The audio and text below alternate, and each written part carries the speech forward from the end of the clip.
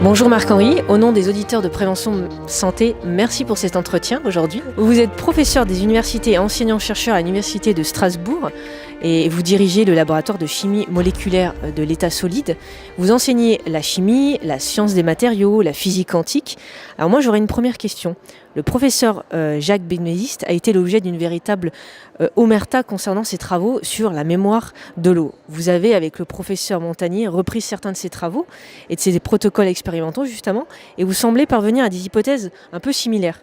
Ce chercheur aurait-il eu pour son seul tort de parler trop tôt de cette singularité de l'eau? C'est le destin de tous les pionniers.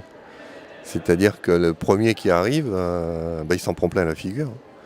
Et donc, ce qu'a trouvé Jacques Benveniste, en fait, au fur et à mesure que je creuse cette chose-là, j'ai appris récemment que c'était pas Jacques Benveniste n'avait pas trouvé ça, en fait.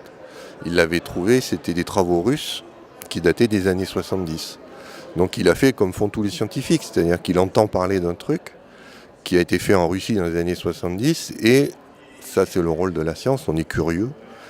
Donc en tant que scientifique curieux, il s'est dit tiens, je vais travailler, creuser un petit peu ces choses-là. Et en creusant, évidemment, il est tombé sur des faits. C'est-à-dire, ça c'est ce qu'on essaye d'expliquer avec Luc Montagnier, c'est qu'il y a des faits qui sont indéniables. Alors, face à ces faits, il y a toujours deux attitudes. La première attitude, c'est de les accepter comme étant des faits et d'essayer de... C'est ce que j'essaye de dire. Il y a des faits, j'essaye de faire une théorie, parce qu'il faut conceptualiser pour comprendre ces faits.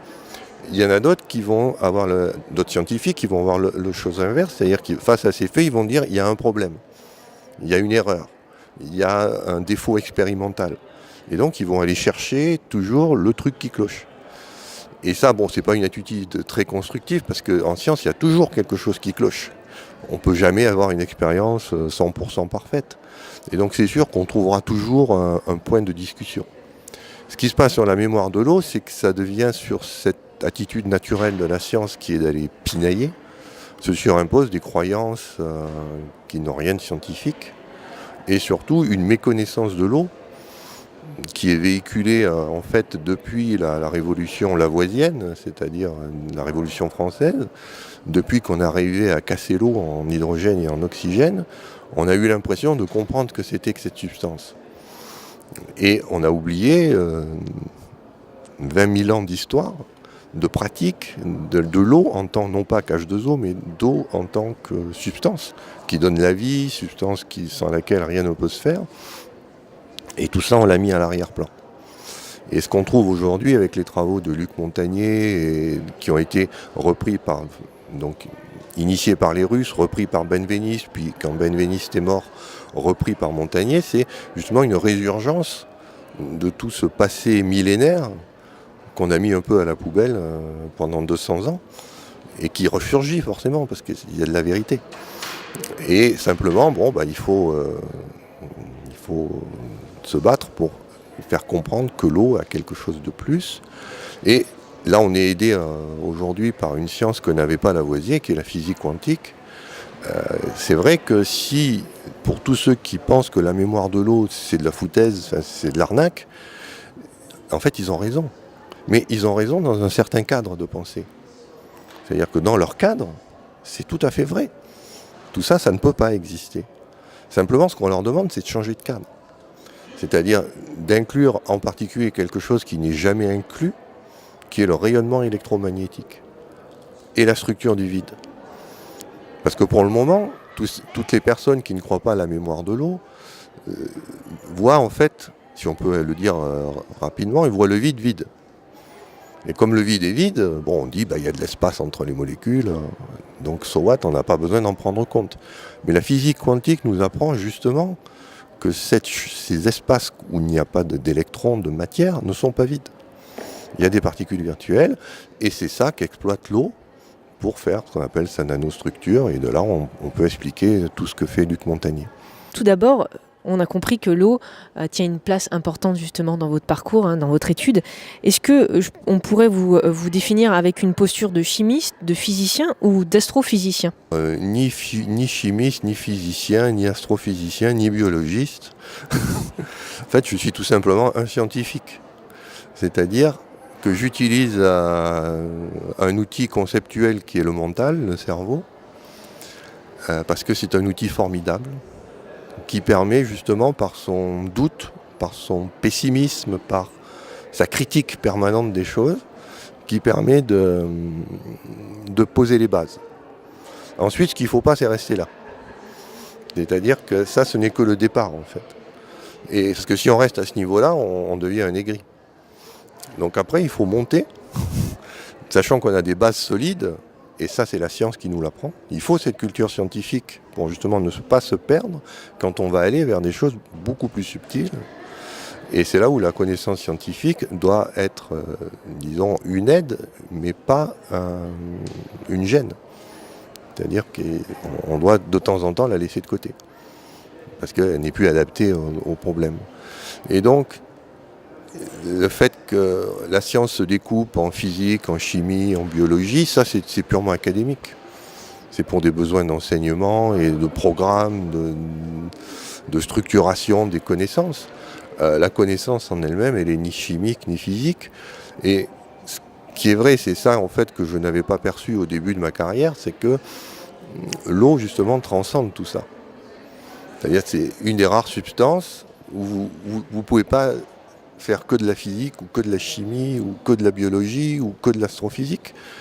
Et même avec l'eau, vous pouvez même aller en philosophie, vous pouvez aller... c'est vraiment une substance qui a besoin de multiples facettes pour pouvoir être, pas comprise, mais pour qu'on commence à percevoir ce qu'il y a derrière. Alors justement, par rapport à l'eau, j'ai rencontré Corinne Sombrin il n'y a pas longtemps à Lille, au congrès Coordonnance. On a parlé de son expérience en tant que chamane. Est-ce que vous pouvez nous expliquer votre rapport avec elle sur les études sur l'eau ? Alors ça, bon, j'ai eu une chance de rencontrer Corinne donc un petit peu par hasard, puisque j'étais à une présentation de ses livres et elle cherchait des scientifiques pour discuter avec elle de ce qu'est le chamanisme, ce qu'est ces états modifiés de conscience qu'on appelle. Bon, et il se trouve que ça m'intéresse, donc là on a eu l'occasion de se rencontrer, de s'apprécier.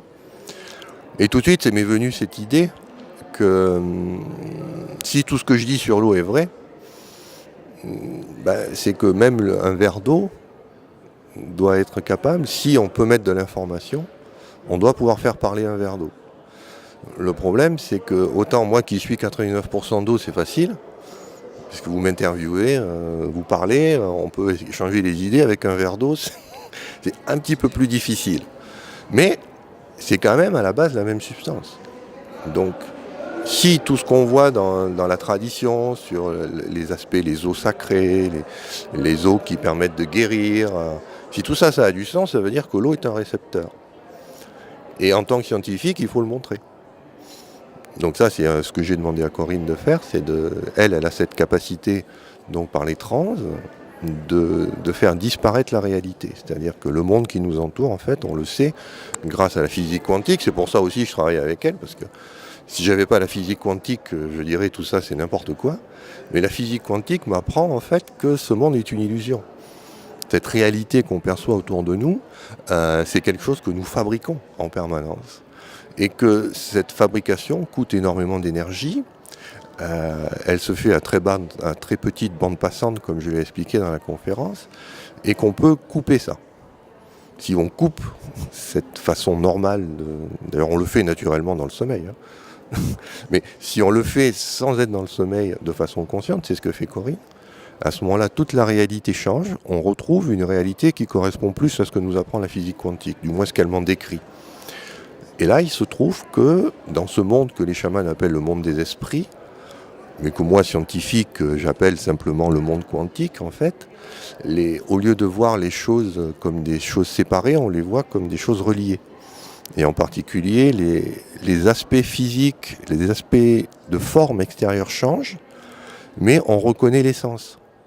C'est-à-dire, ce n'est pas parce que vous n'avez plus votre tête, quand Corinne fait une transe devant quelqu'un, elle ne voit plus la personne avec son image physique, elle voit son essence en fait, c'est-à-dire des couleurs, des sons, des vibrations. Et avec ça, elle sait parfaitement à qui elle a affaire. Même si c'est pas l'image, voilà, même si c'est pas l'image qu'on attend. Mais elle le sait. Il y a quelque chose qui lui dit, ça c'est par exemple, quand elle fait une transe sur moi, ça c'est Marc. Donc quand maintenant je lui mets un verre d'eau, elle ne voit pas un verre d'eau, elle voit l'essence de ce verre d'eau. De la même façon que quand elle fait une transe sur un être humain, elle voit l'essence de l'être humain. Et à ce moment-là, le verre d'eau lui parle.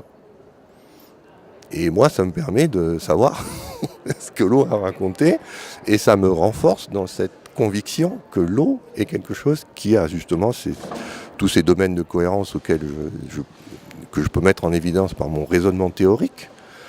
La transe chamanique me permet de les rendre plus concrets. Parce que si l'eau est capable de parler à un verre d'eau, ça veut dire qu'effectivement il y a de l'information dedans, et que cette information, il faut bien qu'elle soit écrite sur quelque chose. Je vais faire un petit flashback. Lors d'une précédente intervention, lors du congrès des médecines quantiques, vous avez fait sensation notamment témoignant sur votre adhésion au principe à la pratique de l'homéopathie. On reviendra après sur le vide. Alors justement, vous avez évoqué la notion de topologie du vide. Tout à l'heure, vous en parliez. Pouvez-vous nous expliquer un petit peu plus en détail justement ce rapport au vide ? Alors ça, c'est quelque chose qui est très moderne en fait. C'est la question de savoir, le vide, il n'est pas vide. Mais s'il n'est pas vide, de quoi il est fait ? Alors en fait, la grande idée, c'est de dire qu'en fait, c'est pas que c'est vide, c'est non visible. Et ce que nous apprend la physique quantique, c'est que c'est même plus que ça. C'est en fait, vous devez voir le vide comme deux choses.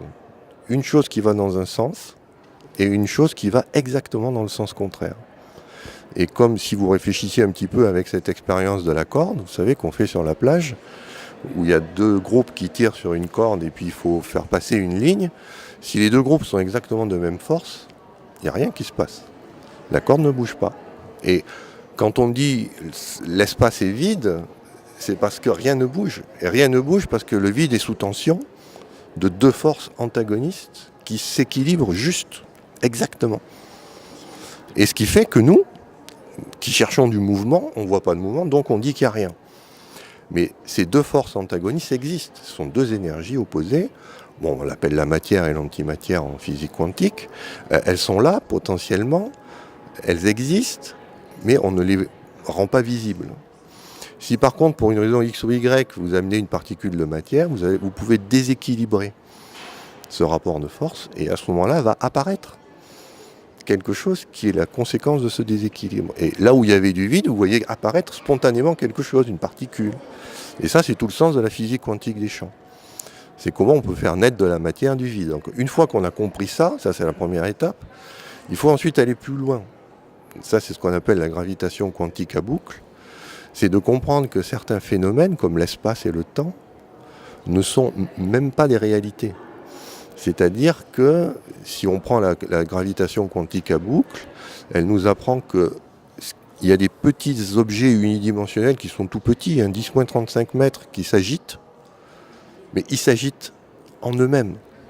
Ils ne s'agitent pas dans quelque chose. C'est des choses qui ont un mouvement intrinsèque d'agitation et qui ensuite vont se nouer, vont faire des nœuds. Et c'est ces nœuds qu'on définit, qu'on appelle l'espace et le temps.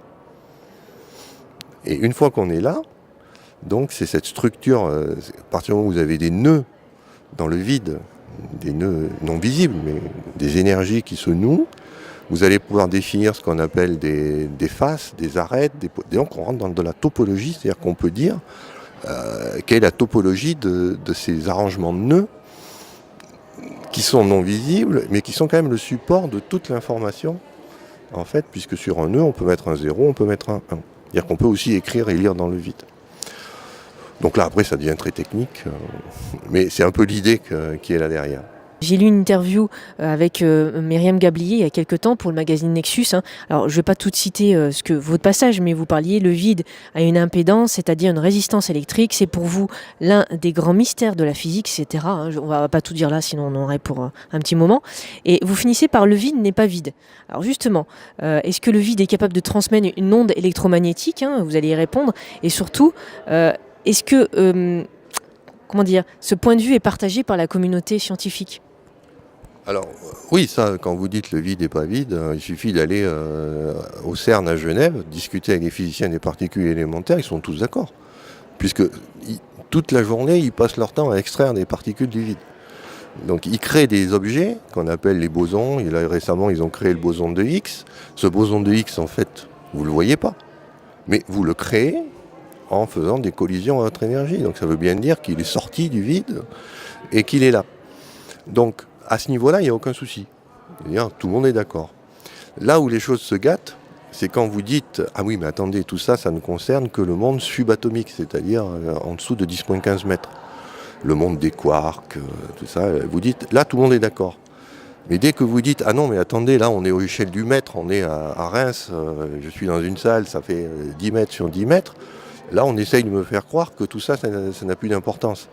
Qu'on a changé de monde, qu'on est passé sur un monde complètement différent, qui est déterministe, où les choses, si je tombe de l'escalier, je me fais mal.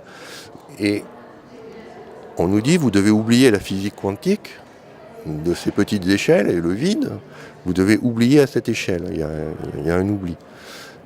Et justement, ce que nous apprend la physique quantique des champs, c'est qu'elle transcende les échelles. C'est-à-dire qu'il y a ces fameuses ondes d'échelle dont j'ai parlé à l'IPSN. Et donc, ce qui se passe à toute petite échelle, on a dans le vide ce qu'on appelle une symétrie conforme. C'est-à-dire qu'on peut, si vous avez quelque chose qui est dans une direction, vous pouvez aller dans la direction complètement opposée. C'est-à-dire si vous êtes dans l'infiniment petit, vous avez un lien avec l'infiniment grand. Et donc, c'est tout le principe de fractalité. L'infiniment petit contient l'infiniment grand, de même que l'infiniment grand contient l'infiniment petit. Et donc, vous pouvez faire ce jeu de va-et-vient. Et dans ce jeu de va-et-vient, vous arrivez sur un concept qui s'appelle l'invariance d'échelle, c'est-à-dire que vous vous situez forcément quelque part entre l'infiniment petit et l'infiniment grand. Mais que ce soit, c'est pas parce que vous êtes à cette échelle du mètre que l'infiniment petit ne vous concerne pas, ou que l'infiniment grand ne vous concerne pas. C'est-à-dire que ce qui se passe en ce moment à des milliards d'années-lumière nous concerne. De la même façon que ce qui se passe à l'échelle des particules élémentaires nous concerne à notre échelle. Et donc c'est ça qui manque, disons, à certains scientifiques, c'est cette notion que le vide, bien sûr, existe, ses propriétés qu'on met en évidence dans les accélérateurs de particules existent aussi, à des conséquences concrètes à notre échelle macroscopique. Pour faire le lien par rapport à notre santé, à notre être vivant, je vais vous poser une question par rapport à l'homéopathie, mais avant, ces études que vous faites qui sont brillantes, qu'on a certainement un peu de mal à comprendre pour les personnes, on va dire, lambda, quel est le lien avec la santé? Pourquoi vous êtes parti là-dedans? Comme beaucoup de gens, j'ai eu des enfants. Et quand on a des enfants, il y a des situations dramatiques. C'est-à-dire que, par exemple, un enfant se lève la nuit, il n'arrive plus à respirer, ça s'appelle une crise d'asthme. Et en tant que parent, vous êtes affolé. Parce qu'une crise d'asthme, c'est terrible. Vous voyez votre enfant qui est en train de s'étouffer. Donc, qu'est-ce que vous faites? Donc là, on sait très bien qu'on a ce qu'on appelle la ventoline, qui est une espèce de ventilateur. Bon, c'est une façon de soulager la crise d'asthme. Mais il se trouve que mon ex-épouse était fanat d'homéopathie. Ma mère m'a toujours soigné à l'homéopathie. Donc, on me donne des petites granules et puis on voit la crise d'asthme qui s'arrête. Et puis alors après, en tant que moi, comme je suis un peu scientifique et bourrin, je me dis donc il y a quelque chose dans la pilule qui fait arrêter la crise d'asthme. Et puis on m'apprend que non, il n'y a rien dans la pilule, c'est juste du sucre. Et ça me pose des questions. Comment on peut soigner avec rien? Et quand vous vous posez cette question, forcément vous vous intéressez à ce qui est vide, parce que c'est ce qu'on vous dit en homéopathie, c'est un placebo. Mais si c'était un placebo, peu importe, il y a quand même quelque chose qui s'est passé, il y a eu une réponse du corps. Et ça, c'est comme ça que j'en suis arrivé, un peu à mon corps défendant, en m'intéressant à l'eau, au vide, à finalement retrouver des problèmes de santé, c'est-à-dire intéresser des médecins et des thérapeutes. Alors justement, est-ce que l'homéopathie ou un bon nombre de thérapies quantiques font partie des médecines du vide selon vous? Alors, j'aime pas beaucoup le terme thérapie quantique, parce que ça veut pas dire grand-chose, puisque tout est quantique dans la nature, en fait. Donc la thérapie aussi, mais quand je vais au cinéma, c'est un acte quantique. Quand je me balade dans la nature, il y a de la physique quantique de partout. Donc je ne vois pas pourquoi on spécifierait la médecine quantique, ça n'a pas beaucoup de sens pour moi. Par contre, c'est sûr qu'il existe en médecine des techniques qu'on appelle énergétiques, et que ces techniques énergétiques ne peuvent pas se justifier dans un cadre matériel, et plus exactement dans un cadre matérialiste. C'est-à-dire suivant l'idée que tout est fait de petites particules qui s'agitent et que c'est l'agitation de ces petites particules qui vont créer la complexité. On ne peut pas être à ce niveau-là. Il faut passer à un autre niveau qu'on appelle le champ. C'est-à-dire des entités qui ne sont plus des particules mais des choses qui sont délocalisées, qui occupent simultanément tout l'espace. Et quand on est à ce niveau du champ, le champ est immatériel. C'est-à-dire que quand vous regardez un aimant, vous ne voyez rien. Mais par contre, si vous apportez un bout de fer, tout de suite, vous voyez qu'il se passe quelque chose. Donc il y a quelque chose. Et même si vous ne voyez rien, en fait, la science dit qu'il y a un champ. On appelle ça le champ magnétique, et que c'est le champ magnétique qui attire la fer par une force. Et on a besoin du support du champ. Mais le champ étant non visible et immatériel, et en plus, il est partout. Il n'y a pas d'endroit où il n'est pas. On voit que c'est complètement orthogonal à la particule qui, elle, est forcément quelque part. Et donc, si vous travaillez à ce niveau-là, pourquoi la médecine n'aurait pas le droit de travailler au niveau du champ? Et l'idée de travailler au niveau du champ, c'est que si vous changez quelque chose dans le champ, forcément, vous changerez la matière, puisque c'est la même façon que quand vous changez votre aimant, il n'attire plus le clou de la même façon. Pourtant, c'est le même clou, mais vous avez changé l'aimant, vous avez changé le champ.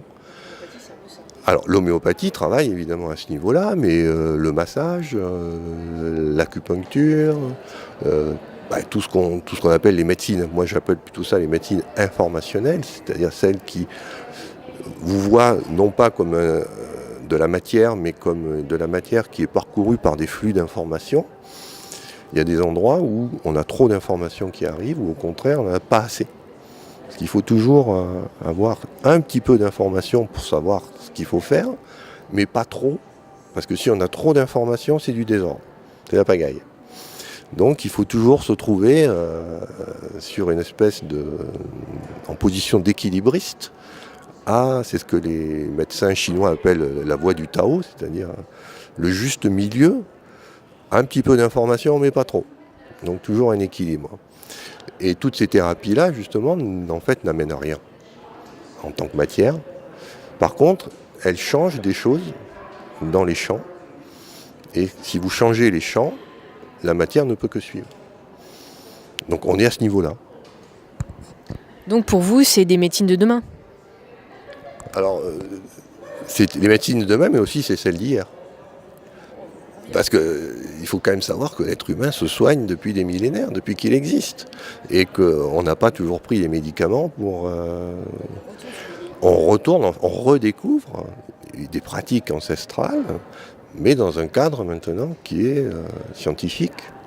Et c'est ça qui est difficile, c'est que le cadre scientifique qui a permis d'amener tout le monde dans lequel on vit, il faut un peu désapprendre certaines choses pour reconnaître qu'avant, on soignait aussi bien, en fait, mais de façon différente. Et l'idée, en fait, c'est pas trop de dire on va faire du tout information.